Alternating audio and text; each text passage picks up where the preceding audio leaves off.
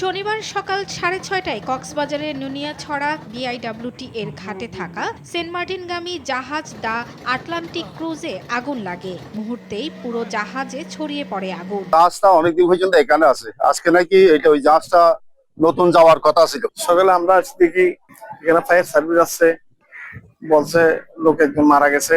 খবর পেয়ে দ্রুত ঘটনাস্থলে পৌঁছায় ফায়ার সার্ভিসের 4টি ইউনিট। প্রায় 4 ঘন্টা পর আগুন নিয়ন্ত্রণে আসে। বৈদ্যুতিক শর্ট সার্কিট থেকে এমন ঘটনা ঘটেছে বলে ধারণা ফায়ার সার্ভিসের কর্মকর্তাদের। যতটুকু জেনেছি ওনারা সবাই তখন যাত্রী নেওয়ার জন্য সবাই উপরের দিকে আসছে, একজন লোক শুধু ঘুমিয়েছিল। হঠাৎ দেখে যে ধোঁয়া হয়ে গেছে, তখন ওনারা ভিতরে যাওয়ার চেষ্টা করছে, প্রচুর ধোঁয়া হয়ে যাওয়া ওনারা যেতে পারে নাই, যার কারণে ওখানে লোকটা মারা গেছে। অগ্নিকাণ্ডে মারা গেছে নূর কালাম নামে এক জাহাজ কর্মী।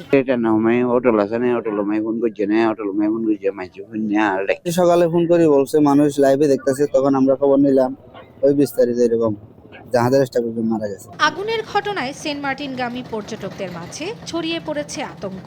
জাহাজ মালিকরা বলছেন আগুনে প্রায় 10 কোটি টাকার ক্ষয়ক্ষতি হয়েছে। এটা তো অনাকাঙ্ক্ষিত একটি ঘটনা, এটা খুবই দুঃখজনক। কোনো মালিক পক্ষ চায় না তাদের সম্পদের এত বড় একটি ক্ষতি সাধন হোক। ঘটনাস্থল পরিদর্শন করে 5 সদস্যের তদন্ত কমিটি গঠন করেছে জেলা প্রশাসক।